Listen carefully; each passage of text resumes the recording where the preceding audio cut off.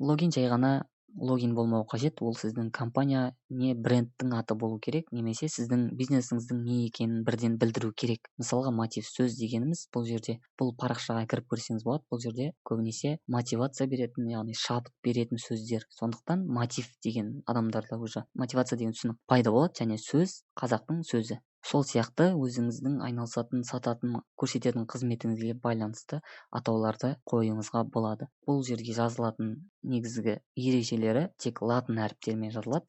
Символдар және сандар, яғни әріптер мен сандар қойсаңыз болады. 30 символға дейін жазсаңыз болады. Яғни бұл жерде менде 8 әріп жазылған, соны 30-ға дейін жазсаңыз болады. Меніңше қысқа болғаны адамдардың есіне сақталып қалатындай түсінікті және қысқа нұсқа болған дұрыс. Егер сіз қалаған логиндер бос болмаса, ұқсас сөздер немесе символдар қолдансаңыз болады. Мысалға мен мотив сөз деп ашайын деп жатқан кезде ондай парақша болса, бірақ мен дәл осылай ашқым келсе, онда мен бұл жерге мотив пен сөздің арасына астыңғы сызықты қойсам болады, нүкте қойсам болады, немесе мына мотив сөз дегенде оның орнына 0-ды қойсам болады. Бірақ әрине дәл осылай жазудың қажеті жоқ. Басқаша өзіңді ерекше, өзіңіздің жанрыңыздағы өзіңіздің қалаған атыңызды ерекше қылып ауыстырсаңыз болады. Жаңағы айтқанымыз сияқты ұзақ әрі қиын логин қолданбаңыз. Логиніңізді көрген кезде тереу есте сақтап қалатындай, ұмытпайтындай болу қажет.